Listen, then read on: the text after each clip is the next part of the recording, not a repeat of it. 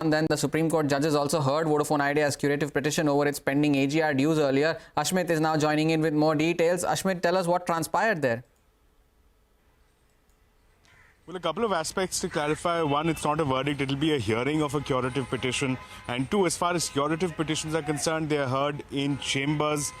In-chamber hearing essentially means that not open to the public, not open to the media, and also not open to the lawyers. Now, that is something that Vodafone Idea as well as Bharti Airtel were concerned about. They appeared this morning before a bench of the Chief Justice, and they said that given the scope of what they called are arithmetic errors, which are patently available, which are patently visible, and also pointing out, given as how the impact of this judgment that it will have on the telecom space, they had asked for an open court hearing, a hearing in the open court which will allow access to the public and also importantly allow access to the lawyers to help argue their matter.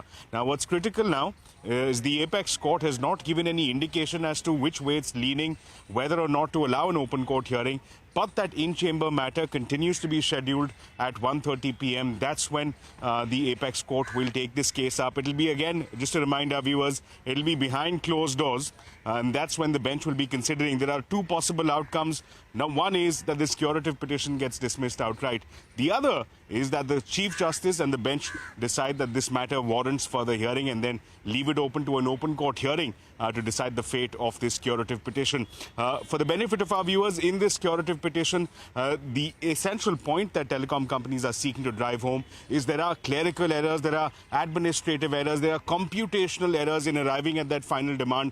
These arithmetic errors need to be corrected. That's one key argument. The other, they argue, is that when this penalty was levied on the AGR amount, they were not even given a hearing. This was a violation of principles of natural justice, and they want a relook of both these aspects. So critical this. We'll, of course, begin to get more clarity once the apex court concludes its proceedings in the curative petition. All right. Thanks so much, Ashmit, for getting us all the details. All eyes would be on that AGR petition. And Hormaz, you were talking